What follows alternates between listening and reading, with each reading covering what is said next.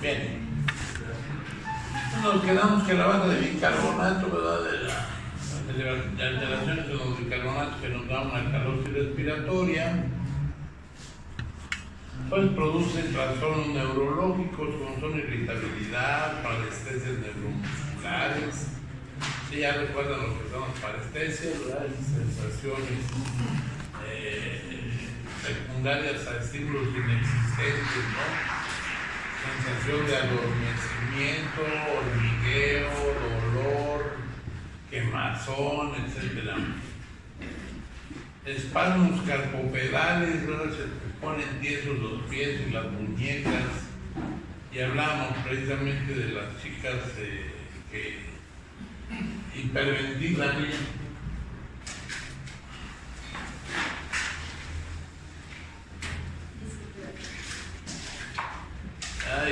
Que les da su crisis de ansiedad y demás, que se ponen medio histriónicas, así les da la pH, la pura histeria. Entonces hacen una alcalosis respiratoria, les ocasiona todo eso, tienen cierta pérdida de conciencia, no es total, sino relativa. Y bueno, pues esto le llamamos la conversión, ¿verdad? O síndrome de conversión nerviosa, y pues esto no tiene tratamiento más que hacerlo reaccionar. Lo más que le puedes hacer, como dice al final en el manejo, es darle una buena oxigenación, que estén ventilando, ¿verdad? Que se equilibre su bicarbonato, se le quita la alcalosis, pero pues paralelamente un buen estímulo. Y para ello lo que usamos son las dichosas alemanas, ¿verdad? Un estímulo doloroso que las vuelve a la vida.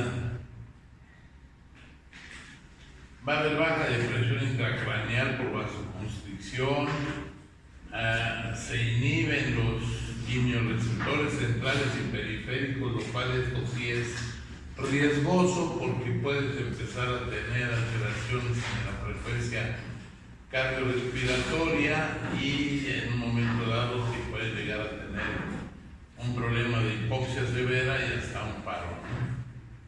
Y si a eso le agregamos que en el corazón puede haber arritmias y disminución de la contractibilidad miocárdica, pues nos pone alerta porque pues a pesar de que es un trastorno que relativamente se va a resolver de manera no tan compleja, pues sí puede llegar a causar secuelas muy importantes con daño cerebral, con alteraciones cardíacas o incluso llegar al paro cardiorrespiratorio. Y máxime porque además de todo hay una pérdida de potasio en el plasma, y al haber potasio bajo también va a alterar al corazón. Como dice ahí, el manejo pues, es mejorar la ventilación, darle una buena oxigenación para que se nivele la presión parcial de dióxido de carbono arterial, y pues darle tiempo a que esto se corrija, tener una vena permeable, ¿verdad? Con soluciones con electrolitos y con potasio, toda vez que el potasio se ha bajado en plasma, y pues esperar a que se active. Eso es en el ámbito de la respiratoria, que es la menos agresiva.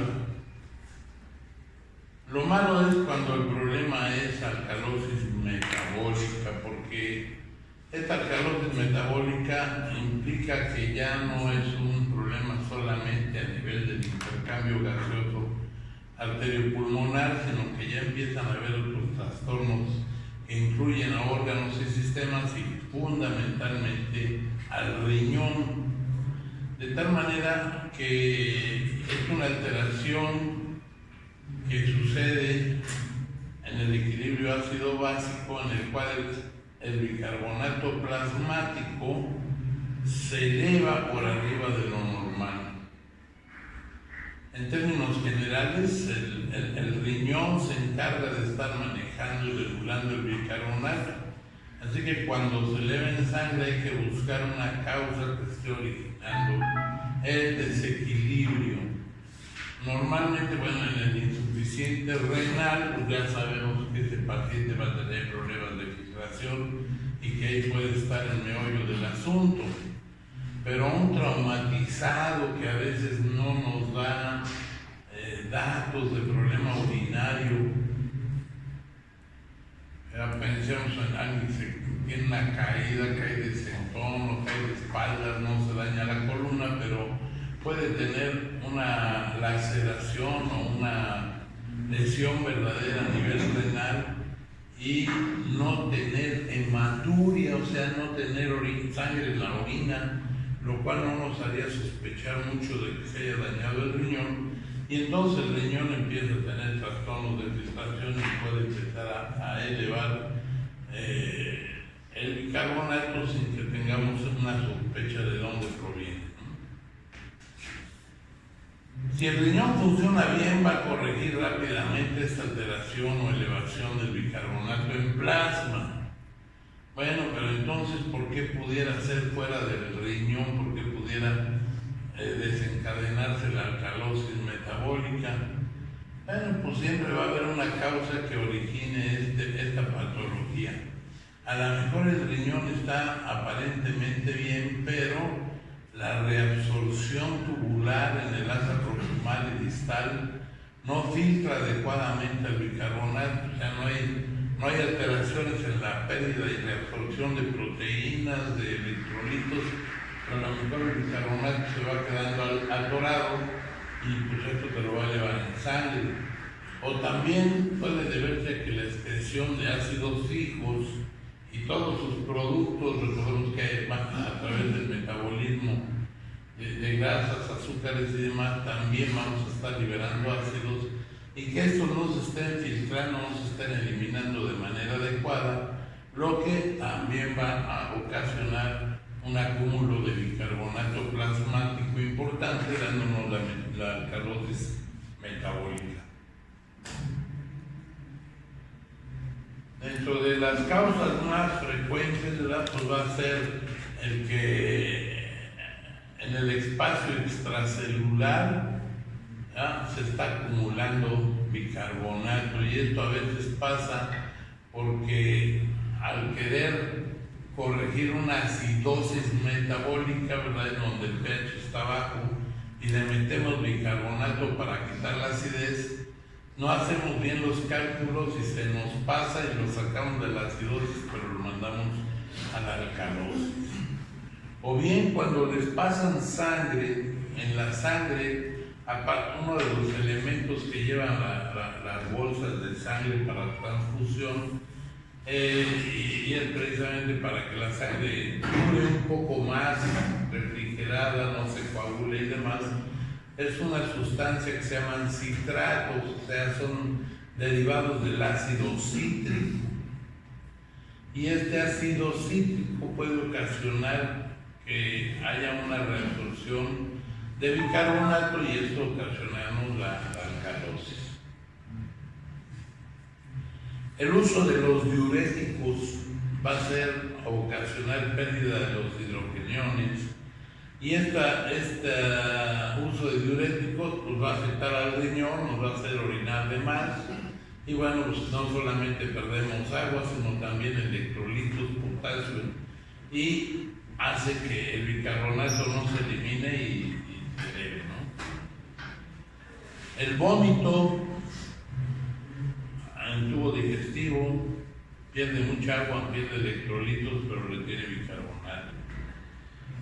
Las sondas nasogástricas con succión, esto se utiliza, por ejemplo, cuando alguien tiene una distensión abdominal, está en estado comatoso, pierde la conciencia y demás, con la idea de que no vomite y se aspire, pues normalmente se les mete una sonda que vaya de la nariz al estómago o de la boca al estómago, una sonda gruesa, y esto es para que se desinfle el intestino pero también va a obtener una gran pérdida de líquidos y de electrolitos con retención de bicarbonato, lo que ocasionaría de manera iatrogénica, acuérdense, que es lo que nosotros producimos, va a ocasionar una alcalosis metabólica, y esto porque pues, también van a estarse perdiendo una gran cantidad de ácidos gástricos, ¿no? Lo mismo la gente que toma demasiados bloqueadores H2, como el omeprazol, el pantoprazol, la ranitidina,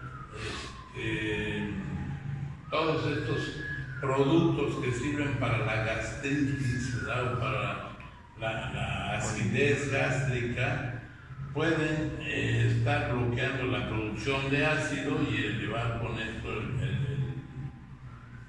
el bicarbonato.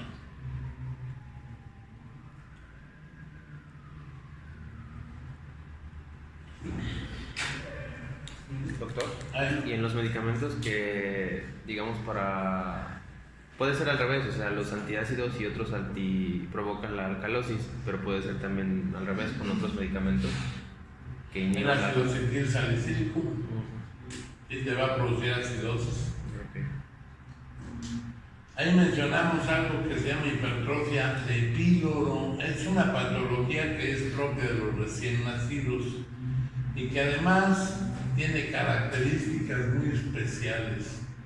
En términos generales, claro que no es así la norma 100%, pero no se conoce la causa, ya se ha investigado y nunca se ha detectado cuál es la razón por qué un bebé nace con un píloro que al paso de los primeros 15 días se hipertrofia, aumenta su masa muscular al punto que cierra la conducción gastroduodenal, ¿verdad? Y pues al niño no le pasa nada de lo que come, y como a esa altura come más leche y té o agua, todo lo que come lo vomita.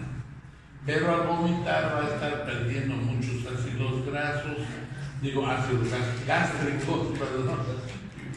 gástricos, una gran cantidad de electrolitos, agua y potasio. Entonces, además de que hacen alcalosis, hacen hipocalemia, ¿no? O sea, baja de potasio. Y dentro de las condiciones que decíamos, miren, ahí está la imagen, vean nomás el tamaño de... Esto está a través de una incisión de 1,5 centímetros, ¿no? Y el píloro es una canica, es como del tamaño de una canica bomba de esas que estaban ahí para tronar las canicas en los juegos, ¿no? Se hace una canicota y pues eso no deja pasar nada del estómago hacia el duodeno. Y dentro de las condiciones peculiares que les digo, primero es si el padre, la madre no tiene que ver, si el padre tuvo hipertrofia de píloro, tiene un potencial heredable a su primer hijo varón. Aunque se presente igual en niños y niñas, o sea, se puede presentar sin problema, pero lo común es que se presente en el sexo masculino. En el primogénito, ¿por qué en el primogénito? Pues quién sabe, pero es así la regla, ¿no? Y el niño nace y come normal los primeros 2-3 semanas y de repente empieza a vomitar, en principio la leche, después la leche y el agua o el té o lo que le den, le dan suero oral, también lo vomita. Y el vómito es característico porque va a tener algunas peculiaridades de la exploración. El niño come con ansiedad porque tiene hambre, el estómago vacío y el duodeno vacío. Come con ansiedad, se le infla el epigastrio, ¿verdad? Se le infla la parte superior del abdomen porque el estómago se llena. Le vamos a ver peristalsis abdominal, vamos a ver cómo la panza se le hacen olas, ¿verdad? Que el estómago quiere mandar el líquido hacia el duodeno y a los pocos minutos tiene un vómito en proyectil. No es un vómito donde no hay asco, no hay náusea, simplemente el niño está bien y de repente se viene una vomitada de esas como de película de chiste, ¿no? Una vomitada bárbara y se le vacía el estómago y vuelve y además vomita más de lo que ingirió, de tal manera que pierde más líquidos, más electrolitos, y esto lo lleva a la alcalosis metabólica y a hipocalemia, o sea, está perdiendo mucho potasio, lo cual ocasionaría que si esto no se detecta a tiempo o no se le da el tratamiento adecuado, pues va a terminar con trastornos en la conducción cardíaca, con trastornos en la frecuencia y la fuerza de contracción cardíaca, por la baja del potasio y pues por la elevación del bicarbonato va a tener también trastornos a nivel de los quimiorreceptores, problemas de la ventilación y demás, y bueno, estos niños, aparte que no ganan peso, pierden peso, se empiezan a desnutrir y finalmente se pueden morir por este detalle. Y lo más curioso es que la solución, una vez hecho el diagnóstico, pues relativamente es bien sencilla. Aquí discutimos los cirujanos si es mejor por vía laparoscópica o por vía cirugía abierta. Yo en lo particular sigo prefiriendo la cirugía abierta. ¿Por qué? Primero porque la incisión es muy pequeña. Una vez que se llega al peritoneo, ¿verdad? Cuando uno palpa ya con el paciente relajado, se siente la canijota. Metes la pinza, jalas el píloro como se ve ahí, lo jalas y que lo tienes ahí expuesto.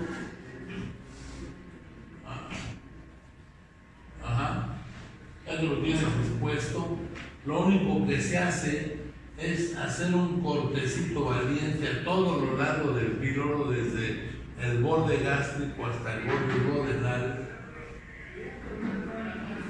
aquí, en donde cortamos la serosa y la muscular. O sea, de hecho, nomás se hace un cortecito ligero y con una pinza se despega el músculo hacia que se abra como cal y la mucosa se abombe. Una vez que tenemos la mucosa bombada, obviamente previamente para tener el estómago vacío le metimos una sonda nasogástrica, le pedimos al anestesiólogo mientras le echamos agua al píloro que le meta aire por la sonda y le estamos echando agua para corroborar como las llantas en los talacheros, ¿no? Que no burbujeen. Si no burbujea, ahí se acabó la cirugía. Eso no se sutura ni nada, se deja abierto para que entonces ya el alimento y todo pase. Y se devuelve el píloro a la cavidad, cierras y cuestión de 3/4 de hora, 1 hora, lo sumo, desde que entramos y salimos del quirófano, el niño ya está bien, ya terminamos, nos vamos. ¿Cuál es la diferencia con la cirugía laparoscópica? Bueno, pues aquí nos decimos una rajadita, pero en la laparoscópica le vamos a hacer por lo menos 2, si no es que 3 hoyitos.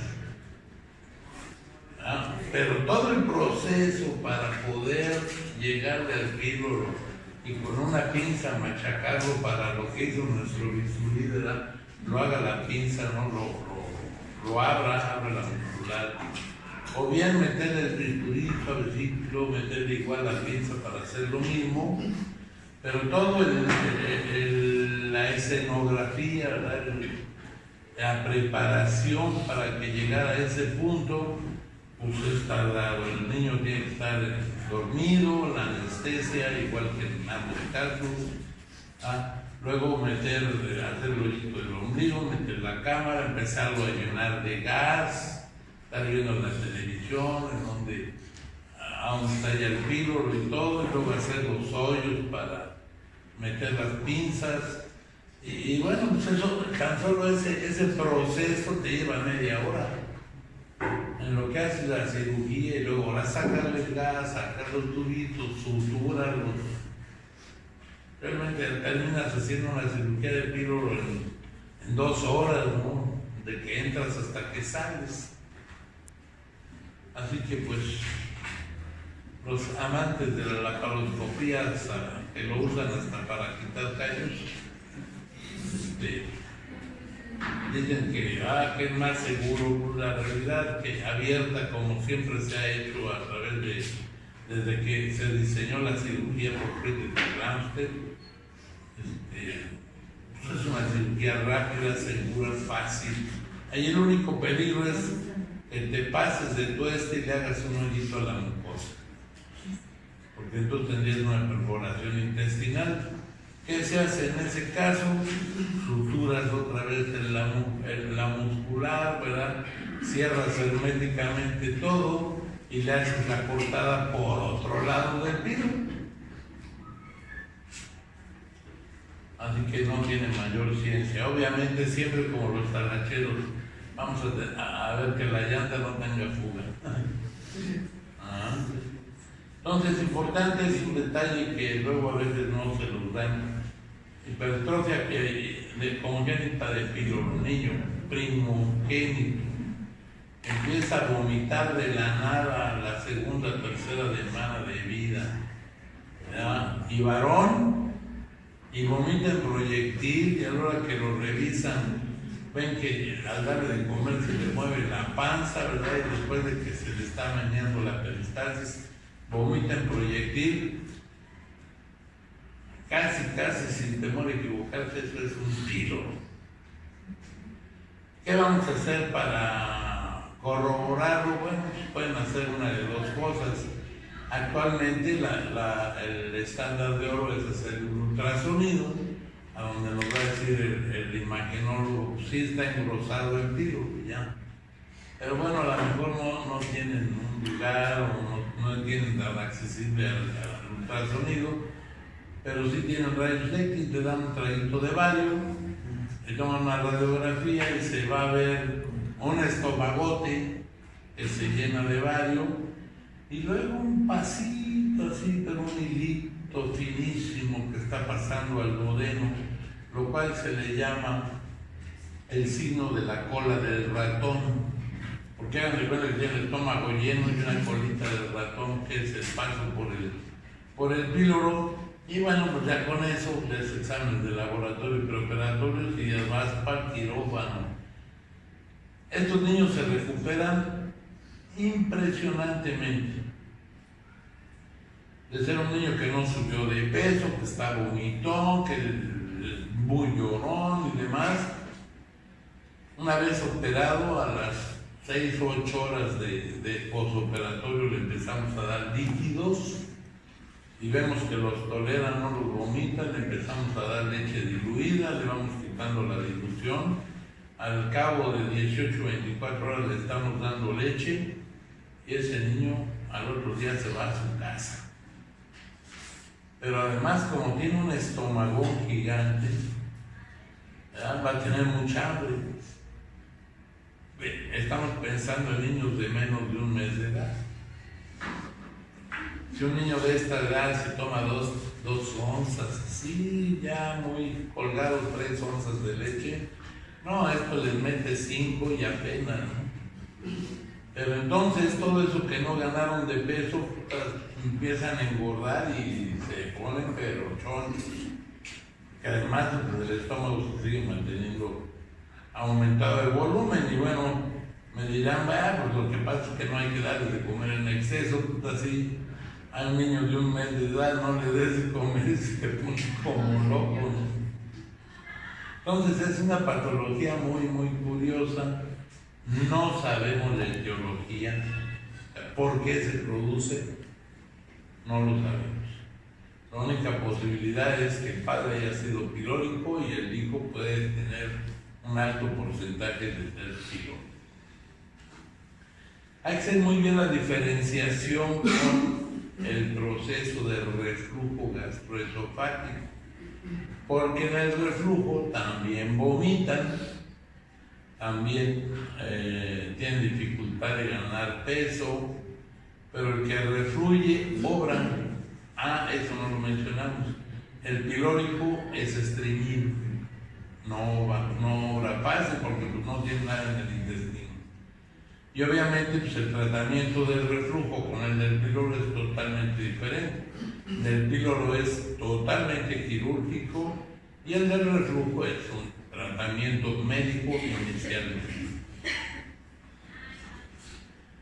Los diuréticos pueden ocasionar la alcalosis metabólica porque van a interferir o van a competir con la reabsorción del cloro y del sodio, y al perder cloruros en exceso y tener una baja ingesta, o sea, a todo aquel que tiene las patas hinchadas, ¿verdad? Edema de miembros inferiores o edema generalizado, pues lo primero que le dan es diuréticos y le quitan la sal.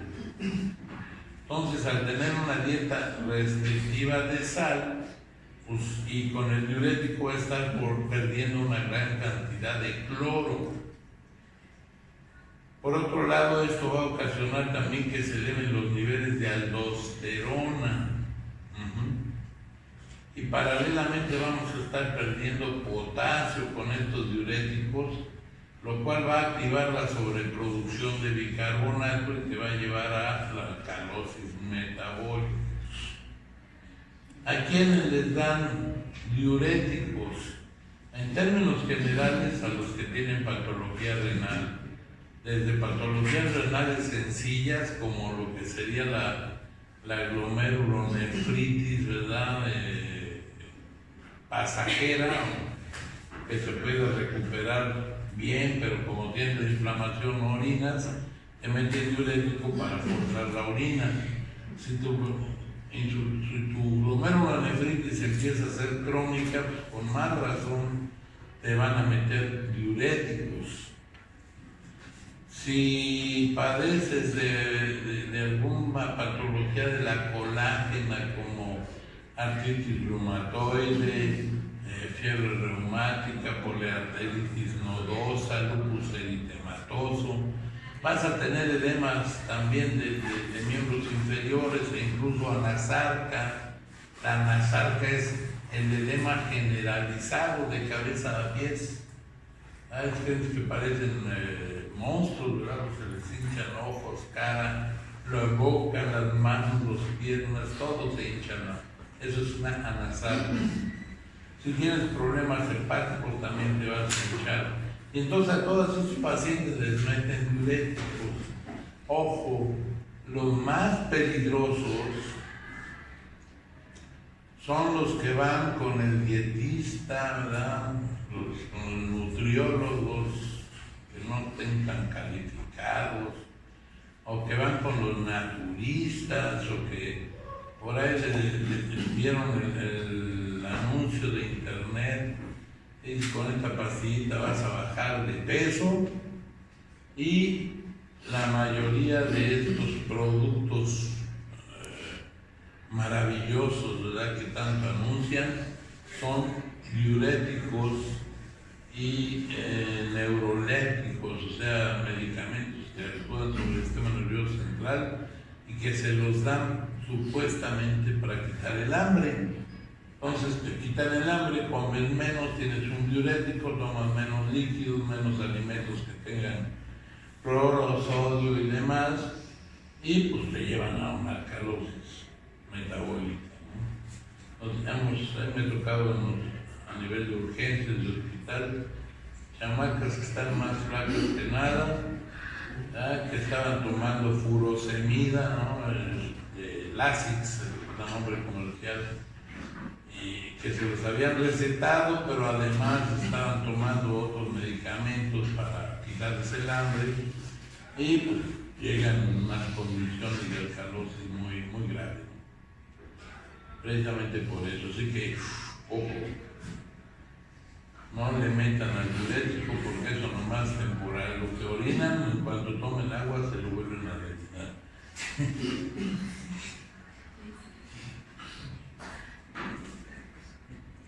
Por ejemplo, los deportistas, los boxeadores, los luchadores, esos que tienen que cumplir un peso para mantener pues el peso, ¿verdad? Que es el peso welter, el peso ligero, peso completo, etc. Cuando no dan el peso, así como dice el Canelo, que ha tenido que hacer muchas cosas para estar moviéndose de categoría. Si estás pasado, lo primero que te dan son diuréticos para que pierdas agua y bajes el peso. Otras causas de la alcalosis metabólica son diarreas crónicas con gran pérdida de cloruros y potasio. Diarreas crónicas no por una infección común, la flora bacteriana te la equilibra y en cuestión de 2, 3, 4 días ya te corregiste. No, las diarreas crónicas se deben a problemas severos, ¿verdad? Divertículos en el intestino, el cólera. Graciela, ¿has oído hablar del cólera? Sí. Es causado por una bacteria llamada Vibrio cólera. Y es aquí en el mundo ha habido muchas épocas donde ha habido epidemias con una mortandad brutal. Aquí tuvimos en México hace unos 12 años una epidemia de cólera que bruta nos puso a parir cuates, porque pegó a Puebla, Tlaxcala y a municipios muy pobres, ¿no? Y son pacientes que prácticamente se están pasando, o sea, todo lo que toman no controlan, están saliéndose por el recto todos los líquidos. Y hay algunas otras patologías que te dan diarrea crónica y que entonces te van a llevar al proceso de alcalosis. Pacientes que por alteraciones endocrinológicas con problemas a nivel de suprarrenales o a nivel renal van a estar manteniendo niveles elevados de aldosterona. Entonces, este hiperaldosteronismo va a trastornar la reabsorción de sodio a nivel del túbulo distal, pierden potasio y pierden hidrogeniones y eso te lleva a la alcalosis. El síndrome de Cushing-Burke, ¿has oído hablar de ello? Sí, no recuerdo bien, pero son personas que tienen extremidades muy delgadas, pero el tronco gordito, ¿no? No. Mira. Es una alteración en las células suprarrenales. No recuerdo exactamente, pero es que se les ve la cara muy doblada, ¿no? Ajá. Muy circular. El síndrome de Cushing es una lesión inicialmente por trastornos en las glándulas suprarrenales, en donde vas a estar produciendo cortisona, y la cortisona en exceso te va a ocasionar el síndrome de Cushing con un montón de alteraciones. Así que te sube la cortisona y te sube la aldosterona, y esto te va a ocasionar de entrada, aparte de otros problemas, una alcalosis metabólica. El síndrome de Cushing también se va a producir secundario a la administración exógena, o sea, tomar pastillas de cortisona. Pues ¿para qué se las dan? Bueno, pues ya sabemos el riesgo que va a tener el paciente al tomar cortisona en exceso, pero sirve porque esa cortisona se les da para controlar y disminuir las complicaciones de enfermedades de la colágena, particularmente artritis reumatoide, lupus eritematoso, arteriangelitis nodosa, todas esas enfermedades de la colágena que pueden tener trastornos muy graves, pues les vamos a administrar cortisona. Entonces lo que hace el paciente es que primero se empieza a hinchar y el primer signo se llama cara de luna llena. Es una cara redonda, cachetona, colorada, ¿verdad? Ojos papujos porque están hinchados. Es una cara muy peculiar, como toda edematosa, pero solamente la cara. Y luego empieza a acumular líquidos corporales y puede tener edema, pero de entrada es la cara de luna llena. Entonces el síndrome de Cushing, ya sea patológico por trastornos a niveles suprarrenales, produciendo demasiadas mineralocorticoides, o bien porque se le está dando tratamiento para otra patología, pues va a cursar con alteraciones en la producción y de aldosterona, de reabsorción de sodio, pérdida de potasio, y te lleva a una alcalosis. Ya dijimos de los diuréticos hace un momento, ¿verdad?, que van a perder mucha agua. Algunas drogas también te pueden ocasionar ese tipo de problemas. Un síndrome que se llama de Bartter, que es también un síndrome a nivel renal, en donde se pierde el equilibrio de la renina-angiotensina, que es el regulador de la presión arterial, y entonces se te sube la renina, se te sube la presión, aumentan los niveles de aldosterona, pero además todo esto te ocasiona vómito y diuresis exagerada, con lo cual pues volvemos al punto, ¿verdad? Pérdida de agua, pérdida de electrolitos, pérdida de potasio y acumulación de bicarbonato, ¿no?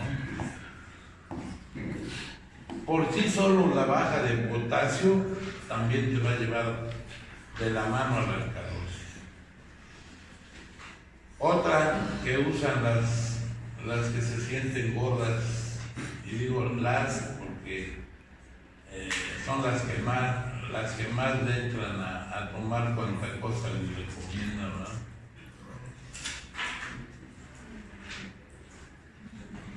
Por ahí acabo de borrar un meme, ¿no? Que por qué los hombres somos felices.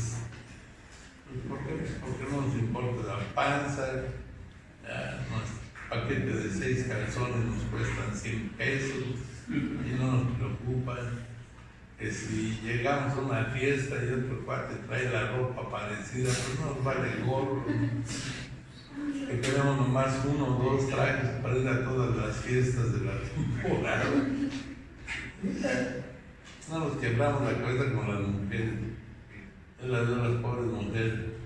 Ay, es que tengo una fiesta, entonces comprar vestido. Puta, pero tienes uno ahí que te pusiste una sola vez, pero ya me lo dieron. Manches, por Dios. Está igual para el año que a lo mejor se les olvida. No. Y bueno, pues siempre quieren estar flaconas, bajar de peso. Y muchas toman también laxantes. Dentro de esos laxantes, obviamente no toman muchos de esos que te dan cólico, ¿no? Pero toman sí lactulosa.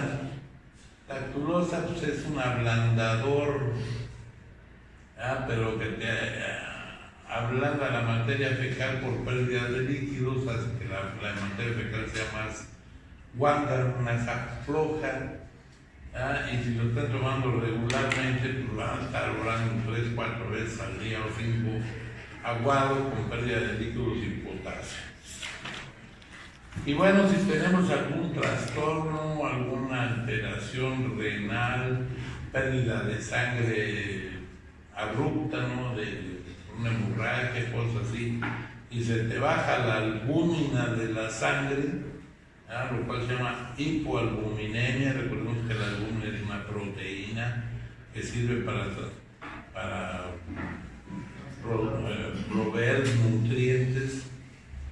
Si tienes una hipoalbuminemia, pues también te va a ocasionar diarrea, vómito, trastorno, sudoración profusa, pérdida de agua y de electrolitos. ¿Qué ocasiona esta alcalosis metabólica y por qué es riesgosa? Bueno, pues de entrada disminuye, al igual que la respiratoria, nada más que en esta con mayor severidad, te va a disminuir la contractibilidad miocárdica, quiere decir que el corazón va a contraerse con menor fuerza, lo cual te va a estar ocasionando trastornos de presión arterial, de circulación, hasta cierto grado a niveles de hipoxemia.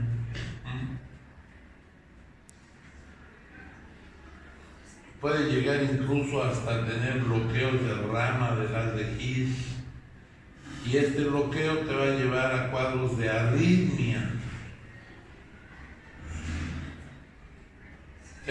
Como no bombea con fuerza, va a disminuir el flujo sanguíneo arterial y esto le va a disminuir el flujo cerebral.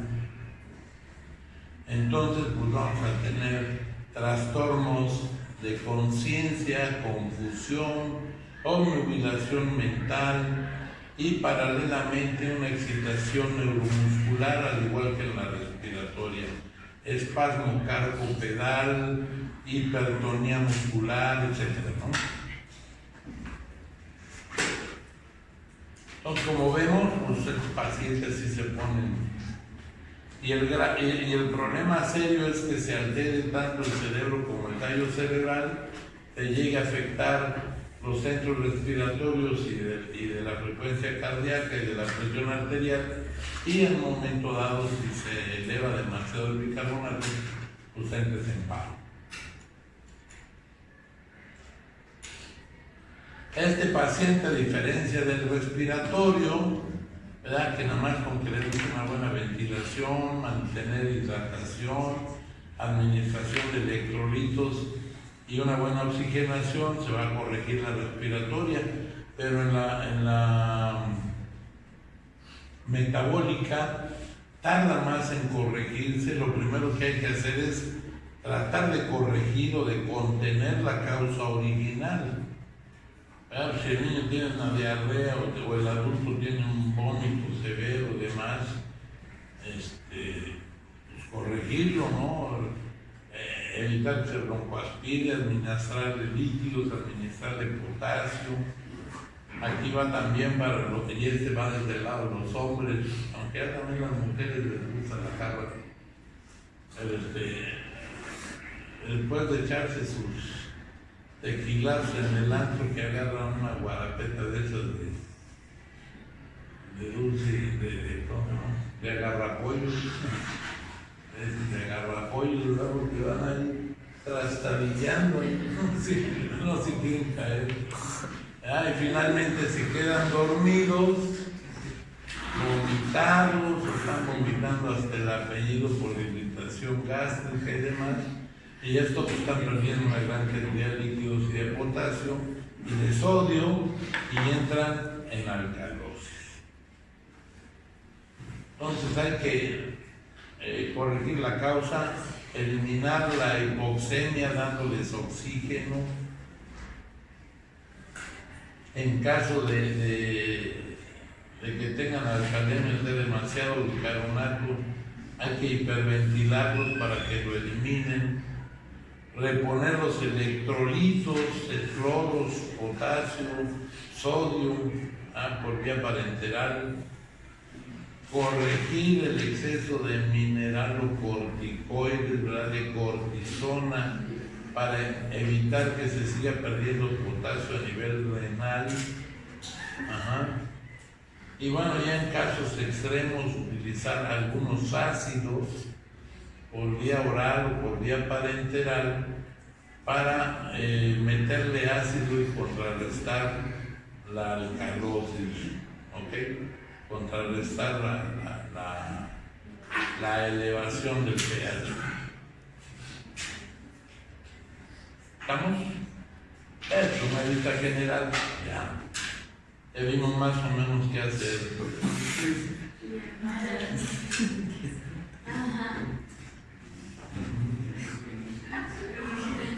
Así quedan.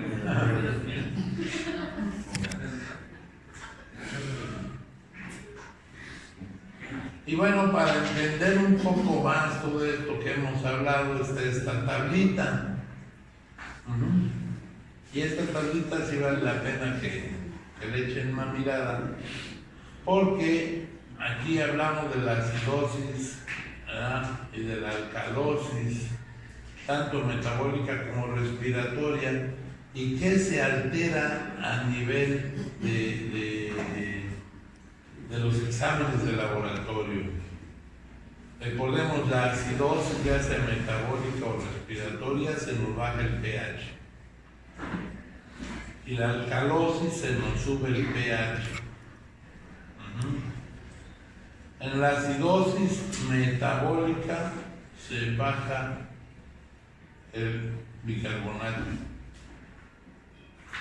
En la alcalosis metabólica se sube el bicarbonato, se eleva. En la acidosis respiratoria, ojo, también se eleva el bicarbonato. Y aquí al revés, en la alcalosis respiratoria se baja el bicarbonato. Vean ustedes qué curioso. Mientras que en las metabólicas se comporta de una manera, en la respiratoria se comporta de otra. La PCO2, o sea, la presión parcial de dióxido de carbono en plasma, también se va a ver alterada, baja en la acidosis metabólica, sube en la alcalosis metabólica, se sube en la acidosis respiratoria y se baja en la alcalosis respiratoria. O sea, también pasan cosas contrarias, cosas peculiares.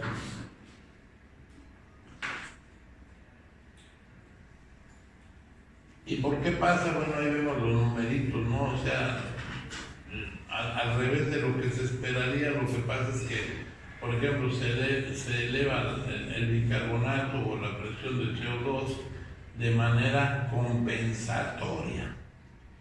O sea, estás sintiendo mucho bicarbonato circulante, pues te cambio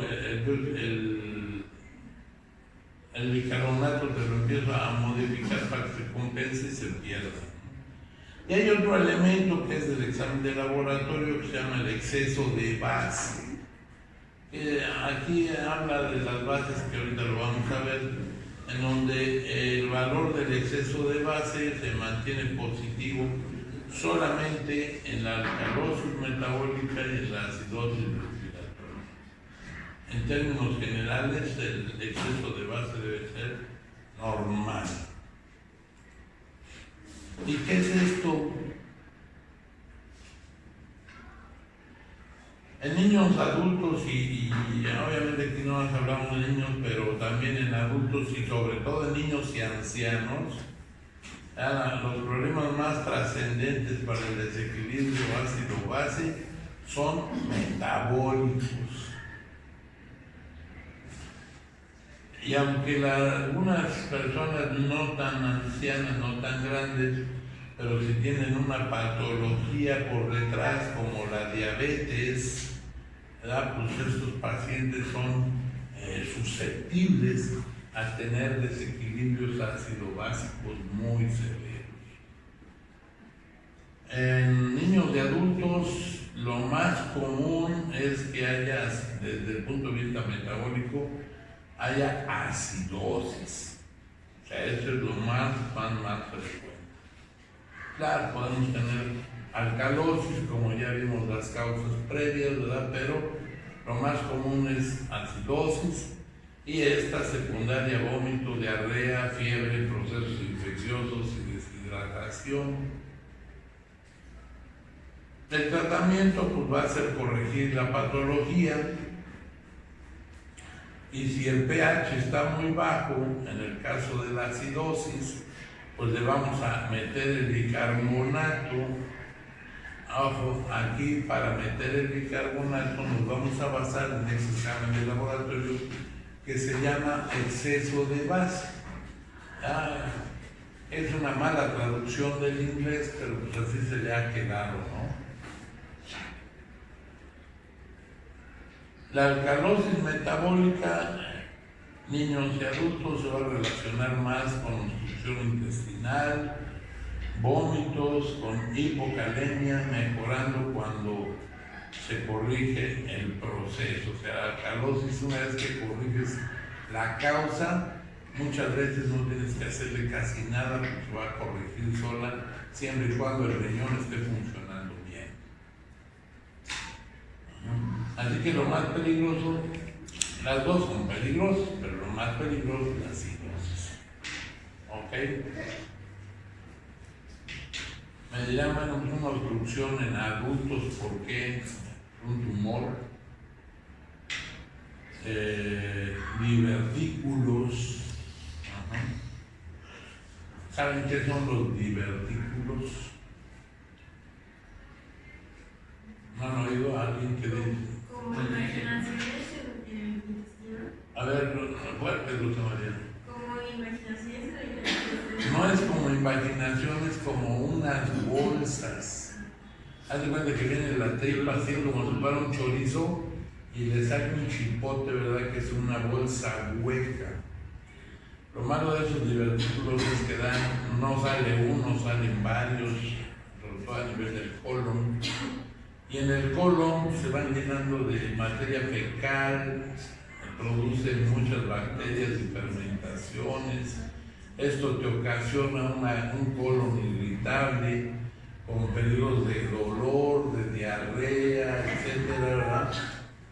Y el riesgo es que uno de esos divertículos se infecte e incluso se perfore, porque en esos casos pues, te hace una peritonitis, ¿verdad? Y te tienes que operar de volada y quitarte un cacho de tripa. Porque si no, pues la peritonitis es mortal. Pero estos divertículos por sí solos, ¿verdad? Si te ocasionan un edema, una inflamación intestinal, te paralizan el intestino y se comportan como si hubiera una obstrucción del intestino, en donde pues todo lo que esté arriba de la zona dañada o patológica, pues empieza a llenar, ¿verdad? Es como también hay una patología que se llama volvulus. El volvulus es cuando el intestino se tuerce. Por alguna razón, de repente alguien puede tener un colon un poco laxo, o el intestino mismo, y se agarra del mesenterio, a luz les va a hacer daño el cambio de piel. Se agarra como eje el mesenterio y, ¿verdad? Se tuerce la tripa, empieza a dejar de llegar circulación, empieza a tener problemas de hipoxia, empieza a tener daño tisular, porque llega a veces hasta la necrosis, ¿verdad? Pero obviamente, pues al estar la tripa torcida, tienes una obstrucción. Entonces lo primero que vas a tener va a ser una distensión abdominal, la parte del intestino que no está obstruida se empieza a llenar de aire, te infla, se te pone una gran panza, te empieza a vomitar, ¿verdad? Te puede dar fiebre y si no lo resuelves de volada, ese intestino torcido se necrosa, se perfora y te ocasiona una peritonitis verdaderamente grave. ¿Cómo se llama? Volvulus, con B's chicas. Volvulo intestinal, sí. Ahí en el punto 4.3 que se recomienda la administración de carbonato tomando en cuenta la ebriquería. Es el exceso de base. Bien. Ahorita vamos al exceso de base. Decíamos que es un resultado de laboratorio. Sigan. Los pólipos también pueden causar eso. El pólipo, sí, el pólipo es una, al revés de los divertículos, el pólipo es un crecimiento de tejido dentro de la mucosa intestinal. Como que qué te lo explicaré. Como si fuera una verruga gigante, ¿no? Pero ese pólipo puede ser solitario, puede ser único, que por fortuna los pólipos únicos o solitarios se nacen más cercanos a nivel del recto, de tal manera pues, que lo primero que hace el diagnóstico es: el paciente no tiene cólico, no tiene molestias, pero de repente obra con sangre, con rayas de sangre, ¿no? En la evacuación, así como si tuvieran unos flequitos sanguinolentos. Si está hinchado el pólipo porque se dematiza, no solamente rayas la evacuación de sangre, sin que además se hace estreñido, ¿no? Pero empiezas a gotear sangre, entonces te espantan porque me salió la evacuación con sangre y me dijeron que era mío, ya me dieron tratamiento, yo la sigo orando con sangre y ahora eché gotitas de sangre, ¿sabes? Pues lo más probable es que sea un pólipo. El diagnóstico es un dedo. Le haces un tacto rectal, sientes la pelota ahí a nivel del recto y bueno, si nada más es uno, pues hay que operarlo, lo haces por a nivel rectal, metes un rectoscopio o un rectosigmoidoscopio. La diferencia es que uno es cortito y nomás te llega hasta el recto y el otro es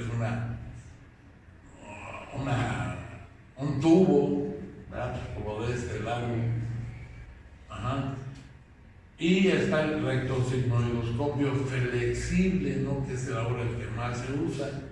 Es una manguera con luz y incluso tiene instrumentos en su punta que tú puedes manejarlos aquí. Lo vas a estar viendo en la televisión y pues te lo meten y te recorre la mayor parte del colon, ¿no? Para descubrir si hay más pólipos. Lo malo del pólipo es que si es uno solo no es grave, nomás va a ser el sangrado.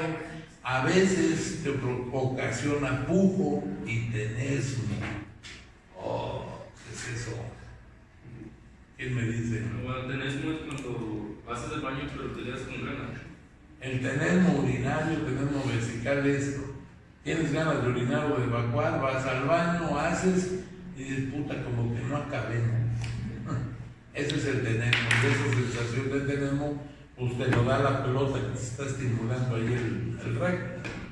Y el pujo es que como tienes ganas, o sea, te quedaste con las ganas, pues estás pujando a ver si sale, ¿no? Bien, pero a veces este pólipo se puede infectar, se puede tener erosión, que es lo que da el sangrado. Y a veces puede tener un sangrado severo que necesites transfundirte, ¿no? En esos casos pues lo tienes que operar de volada porque ¿cómo detienes el sangrado de un pólipo que está ahí desbridado, o sea, tallado de la mucosa y que agarró una arteriola? Pues hay que quitarlo. Bien.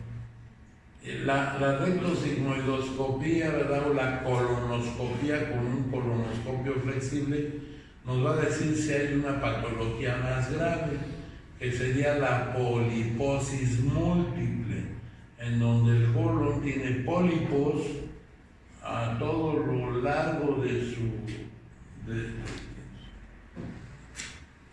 intestino grueso, ascendente, transverso y descendente. Ajá. Y entonces esto te va a dar sangrados, te va a dar cólico, te va a dar intestino irritable, pero lo más grave es que estos pólipos múltiples te pueden malignizar y ocasionarte un cáncer de colon, de esos cañones, ¿verdad? De esos muy graves, severos.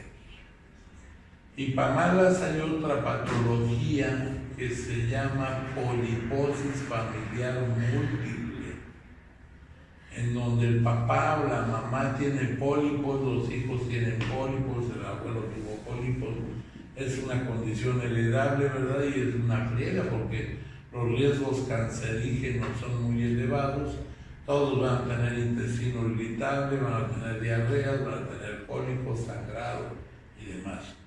En ocasiones, cuando esto es muy repetitivo, el proceso de colon irritable y sangrado, y dices, bueno, pues es que en el transverso, ¿verdad? O en el descendente a nivel del ángulo, es a donde existe la mayor cantidad de pólipos y son los que están más irritados, pues le haces una cirugía y le quitas ese pedazo de colon, ¿no?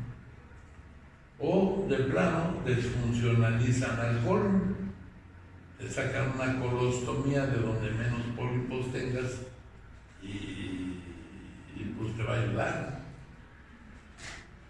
Te decía del pólipo solitario o del pólipo que, aunque sea múltiple, pero los que están más cerca del recto, que te dan pujo y tenemo. A veces llega el paciente y dice, es que evacué con sangre, pero a la hora que estoy pujando, como que me salió una carnosidad por el recto. Pues sí, puja tanto que se baja el recto y el pólipo ¡pum!, se sale.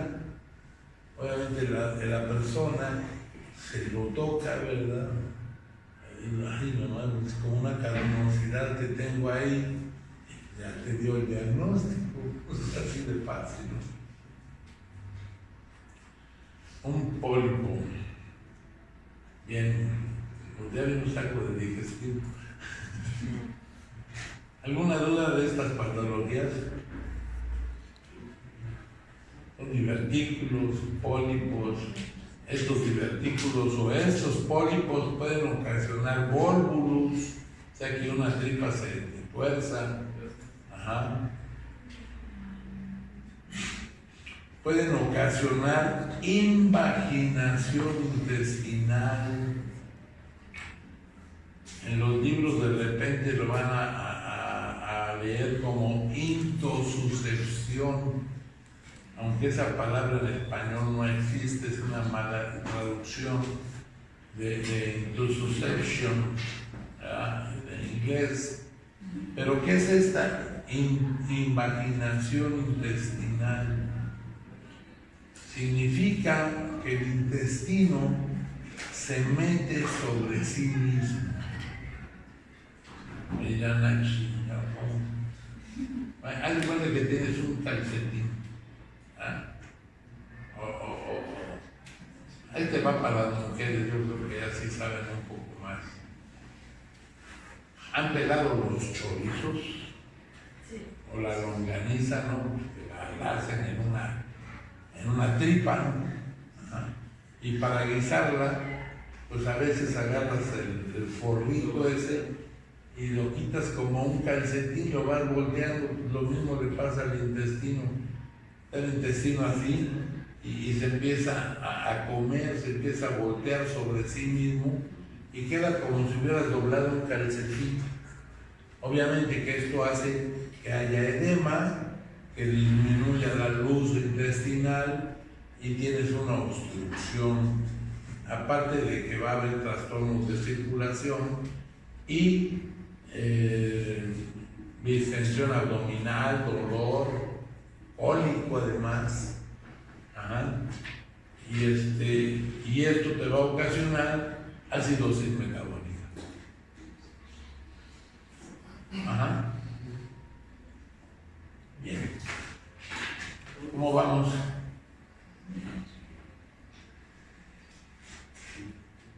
Hemos manejado mucha información ahorita.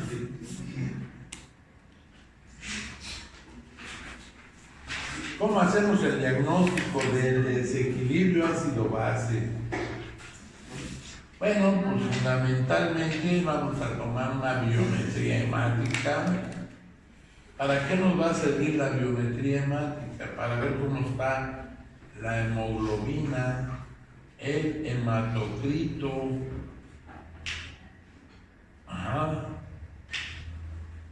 los niveles de concentración media de hemoglobina. No es lo mismo la hemoglobina que está en plasma, en sangre, a lo que miden, que la concentración media de hemoglobina. Esto significa la concentración del grupo M en cada eritrocito. ¿Ok? Vamos a ver glóbulos blancos, leucocitos, si hay un proceso infeccioso, inflamatorio y demás. Vamos a tener elevación de la cifra de leucocitos y dependiendo de qué cifra se eleve, pues nos va a dar una orientada, ¿verdad? Si es proceso infeccioso, pues nos va a orientar a que si son neutrófilos, lo más seguro es que el proceso es bacteriano.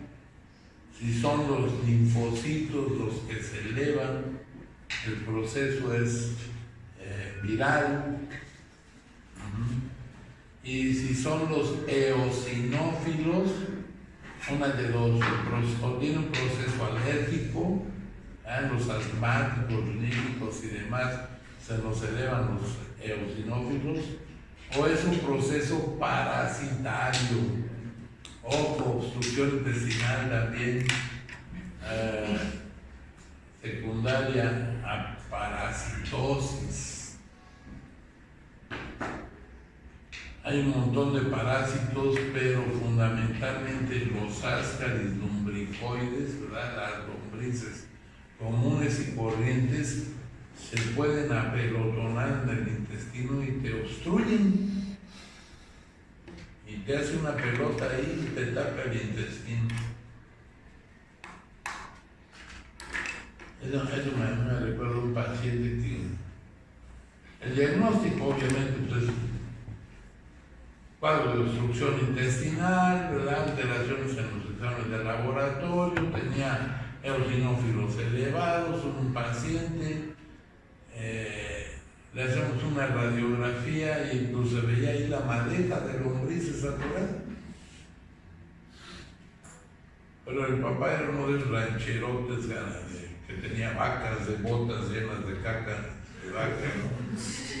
Pero de botas, sombrero, plagado, bigotón, como de mi estatura. Pero estaba en el rancho cuando la mamá le llevó al paciente al hospital. Y bueno, pues ahí estábamos viendo. Y dijimos a la mamá, pues hay que operar. No hay más que otra más que operar. Y sacarle la obstrucción.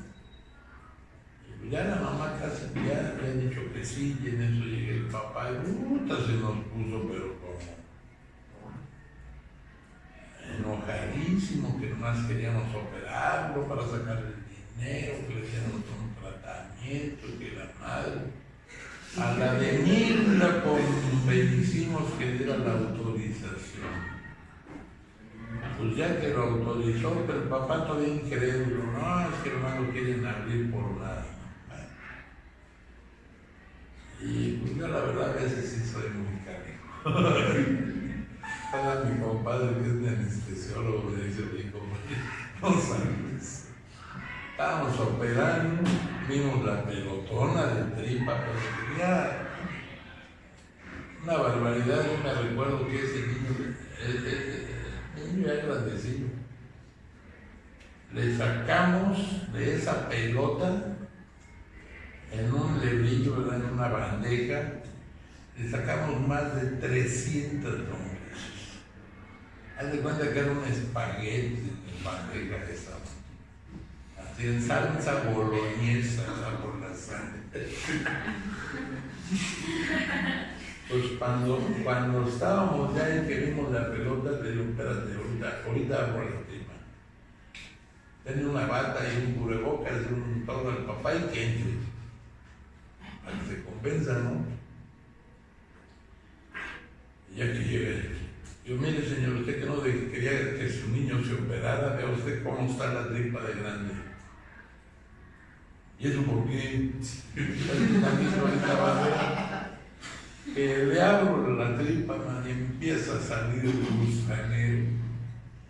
Y empiezo a sacar lombrices, Y nomás oímos un... Todos bien desmayados.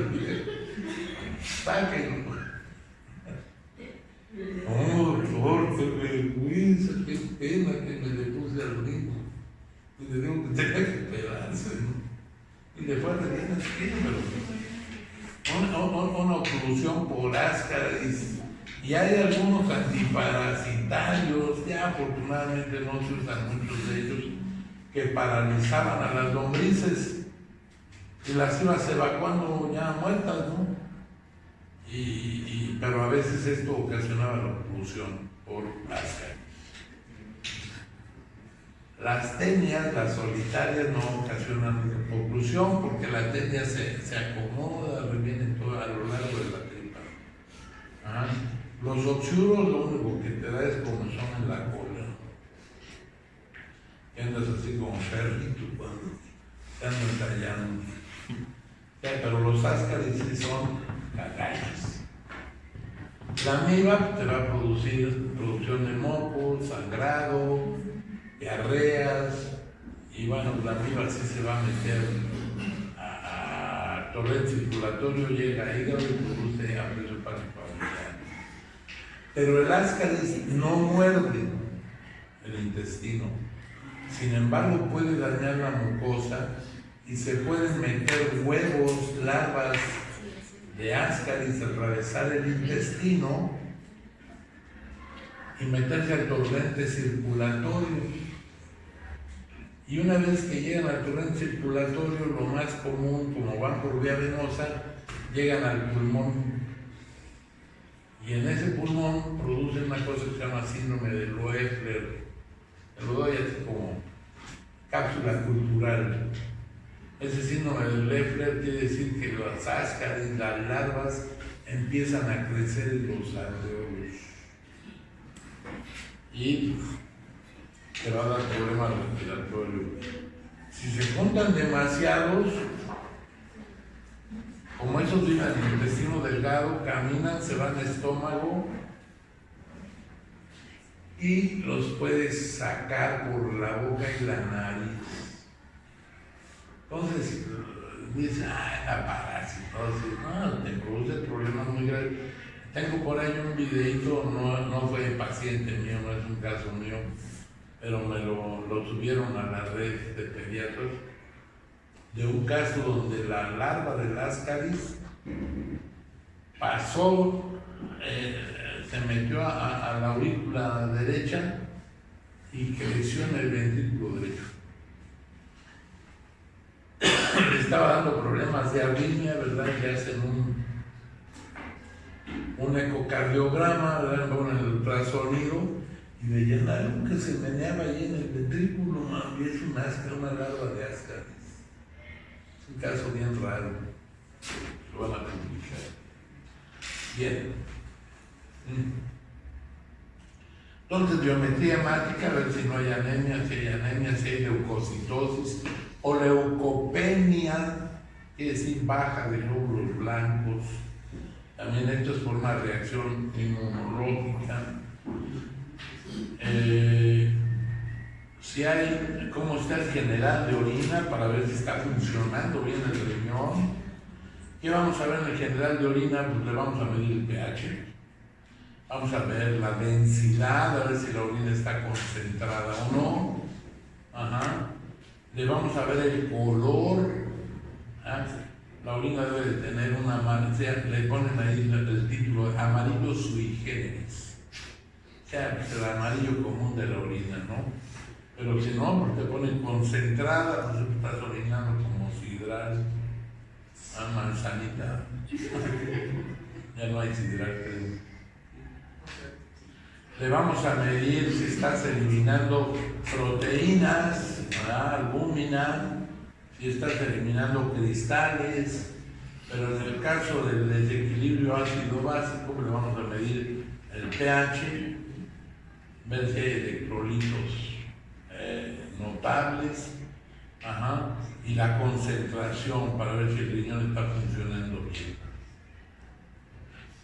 Le vamos a pedir química sanguínea, y en la química sanguínea vamos a ver la glucosa, si está elevada, si está baja, si está metabolizando bien, pero fundamentalmente vamos a medir urea y creatinina séricas, que son elementos también de desecho que tendrá que eliminar el riñón, y que si están elevados quiere decir que el riñón no lo está eliminando y estás teniendo un proceso de cierta insuficiencia renal.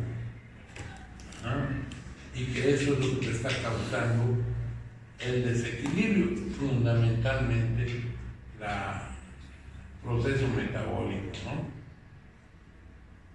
Vamos a pedirle electrolitos séricos. Ojo, nada más que los electrolitos séricos normalmente los hacen en suero o en sangre venosa. Entonces nos va a dar una idea, pero no la idea real de cómo andan en sangre arterial. Pero esto ya nos da por ahí una idea de cómo andan los niveles de sodio, potasio, cloro, nitritos y demás, todo lo que te va a medir los electrolitos séricos. Obviamente al tomarle la sangre le vamos a pedir un pH para ver cómo andamos, ¿verdad? Si andamos en 7.4, o si estamos arriba y es alcalótico, o si estamos abajo y es acidótico. Y un CO2 venoso, ¿verdad? Porque es sangre venosa. Ese CO2 pues, nos va a dar también una idea de la presión parcial de CO2 que anda circulando en sangre, en plasma, y con esto podemos también ir dilucidando si el problema es respiratorio o metabólico. ¿Ok? Y finalmente, bueno, si estamos en un centro hospitalario ya de buen nivel, ¿verdad? Porque esto no lo vas a hacer en el centro de salud, ni además necesitas un laboratorio ahí juntito para hacer una gasometría arterial. ¿Cómo se hace una gasometría arterial? Pues simplemente le pinchas la radial, o le pinchas la femoral, le metes una aguja ahí en la ingle, tomas sangre arterial y de volada la procesan. ¿Y por qué tiene que ser rápido de volada procesarla? Porque en esa gasometría arterial le vamos a medir la presión de oxígeno, la presión de dióxido de carbono, los niveles de bicarbonato y los niveles reales de electrolitos en sangre arterial. Nada más que si dices, pues al laboratorio la dejan ahí, rápidamente empieza a perder oxígeno por oxidación y tú ya las cifras no te van a servir. Por eso decíamos que esto se hace pues, en un lugar a donde tengas el laboratorio a la mano o que en el mismo laboratorio le tomen la muestra, pero no creas que en cualquier laboratorio se animan. ¿Por qué? Pues porque le vas a picar una arteria, ¿no? Y no deja de tener riesgos. Bien. Entonces, con estos exámenes vamos a poder dilucidar, como vimos hace rato, se te elevó el pH, se te bajó el pH, se tienes elevada la presión parcial de dióxido de carbono o la presión parcial de oxígeno, si tienes elevada su urea creatinina, el problema es renal, cómo andan los electrolitos, si tienes bajo el potasio, el sodio, etcétera. Y en esa gasometría, ojo, que además también se puede hacer venosa, ¿no? Vamos a medir algo que llamamos exceso de base.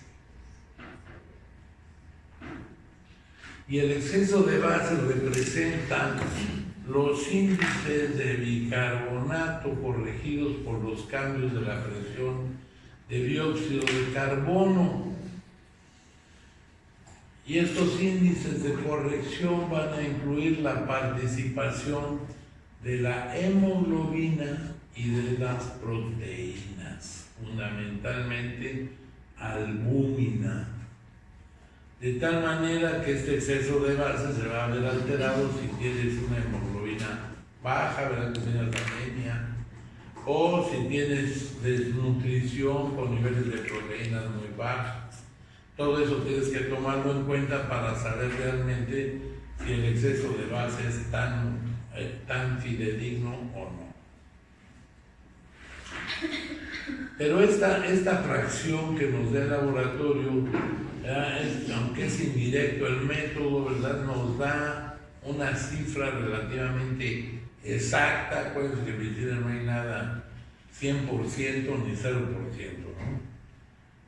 Nos da una valoración muy cercana a la realidad del papel que la sangre está efectuando como buffer, como sistema amortiguador. ¿Ok? Que nada más nos va a dar esa orientación, pero para lo que sí nos va a servir es para orientarnos a cuánto de bicarbonato le vamos a meter al paciente que tiene acidosis metabólica o acidosis respiratoria. Fisiológicamente, pues realmente no tiene una ventaja sobre la determinación directa de bicarbonato, ¿no? O sea, eso nomás nos da una orientada para ver cómo está trabajando la sangre a nivel de amortiguación de pH, cómo están trabajando las proteínas, si todo está trabajando bien en ese buffer que vimos al principio de las charlas. Pero si además de eso le estás haciendo electrolitos y una gasometría, pues ahí también te va a dar los niveles reales de bicarbonato. Sin embargo, aunque no es así súper ventajoso fisiológicamente, sí nos va a servir o debe de ser igual esta cifra del exceso de base a la cifra del bicarbonato, tomando en cuenta el pH y la presión de dióxido de carbono. ¿Sí queda claro eso o no?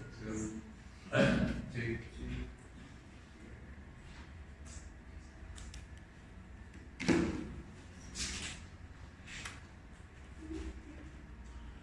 Así que dentro de todas las cifras de laboratorio y de la gasometría misma que te dan ese exceso de base, una vez que lo tienes, incluso usamos una memotecnia muy sencilla, ¿verdad?, para decir exceso de base por 3, el número de miliequivalentes, no miligramos, de miliequivalentes de bicarbonato que le tengo que estar metiendo al paciente.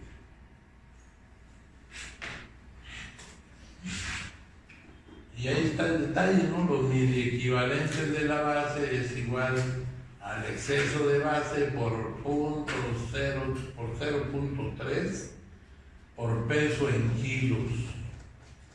Es una formulita pues muy sencilla, ¿no? Medimos los miliequivalentes de bicarbonato o el resultado del exceso de base.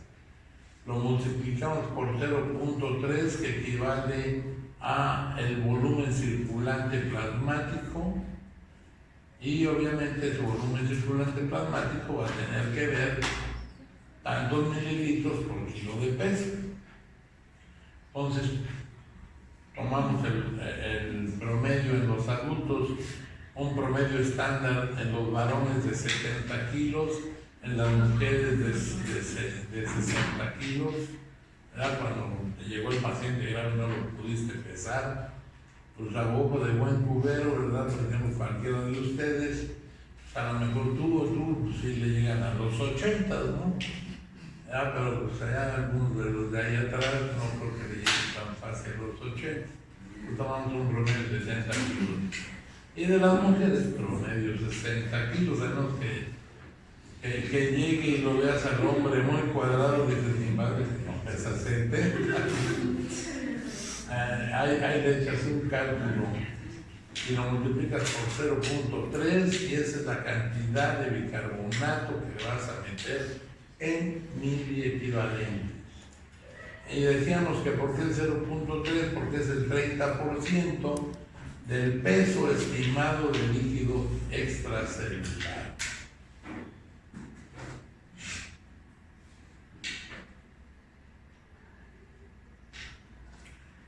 Y una vez que tenemos esta cifra, bueno, pues eso es lo que más o menos vamos a utilizar para la corrección de acidosis.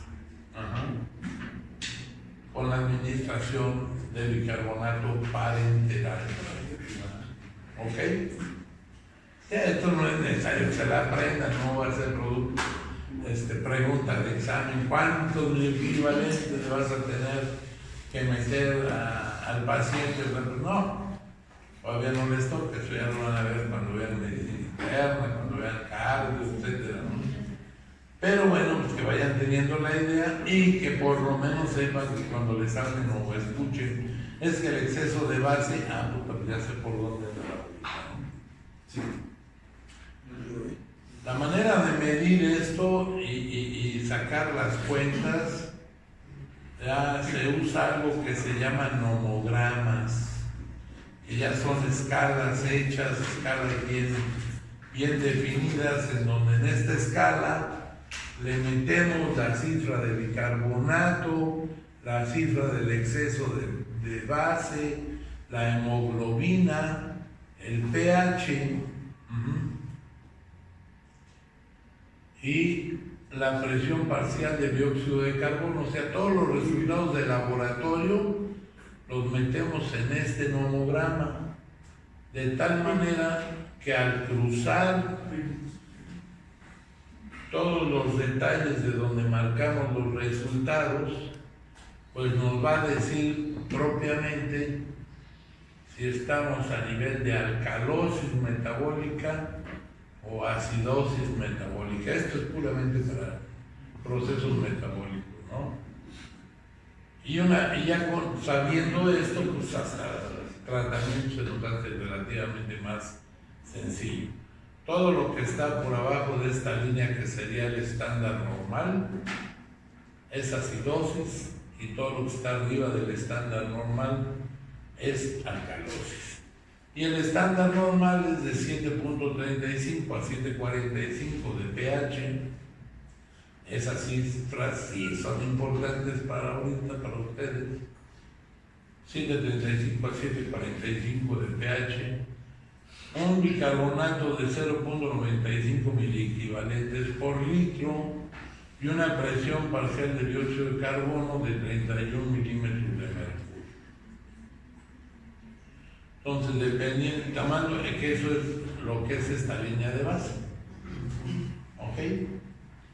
De tal manera que, dependiendo de los exámenes de laboratorio del paciente, los metemos aquí al nomograma, pues ya nos está dando el diagnóstico.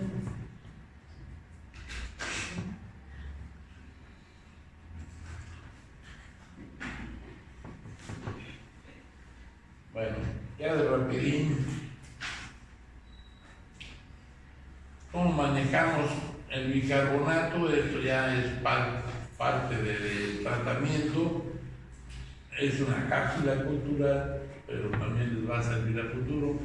El bicarbonato debe de utilizarse cuando tenemos acidosis y tenemos un pH menor de 7.20. Ajá.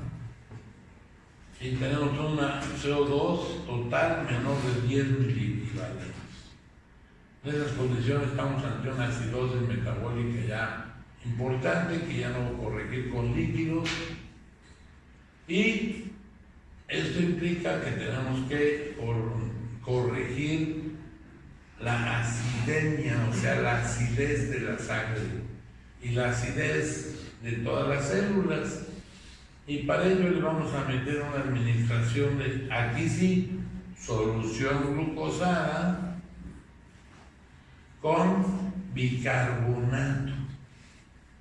Aquí no vamos a utilizar solución fisiológica o Karman con bicarbonato, porque si es Ringer lactado lo inactiva, y si es fisiológico, que es puramente cloruro de sodio, recordemos que el bicarbonato pues también tiene sodio y demás, entonces le podemos elevar los niveles de sodio en sangre, ¿no? Entonces metemos glucosado con bicarbonato. La glucosa, una vez que entra a la sangre, se metaboliza y queda simplemente agua destilada con el bicarbonato circulante. debe de pasar a goteo, nunca agarrar el bicarbonato y órale.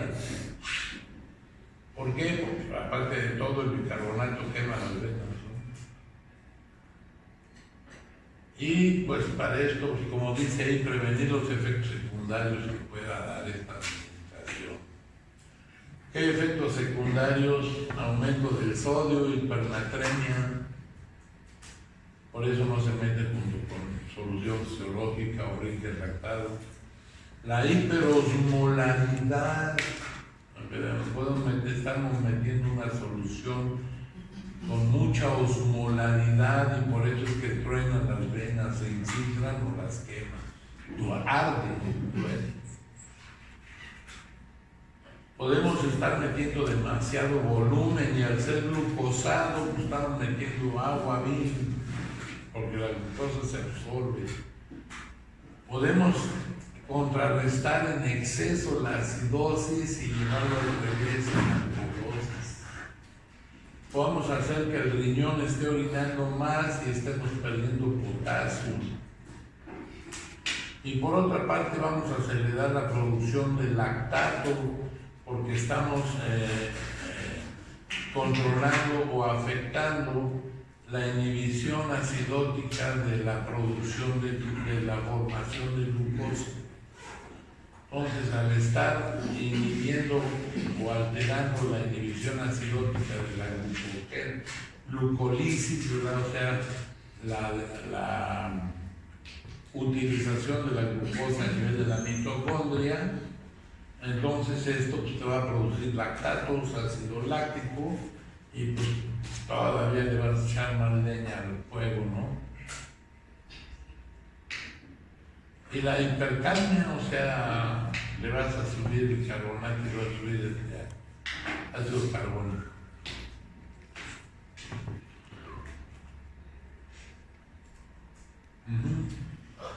Ya nos faltan poquitas, pero vamos a terminar el martes. Le damos una revisadita general para que resolvamos las dudas que quedan, porque yo sé, esto no, a todos, desde la facultad y luego en cualquier residencia que hablen de agua y electrolitos, cuesta trabajo, es complejo de entender, pero bueno, si ustedes le agarran la onda, pues después se les va a hacer muy fácil. Entonces todas las dudas que haya, salud, las revisamos, ¿verdad? Vamos a dar clase martes y miércoles y el viernes tenemos una evaluacióncita de ¿De qué? de esto. ¿De qué?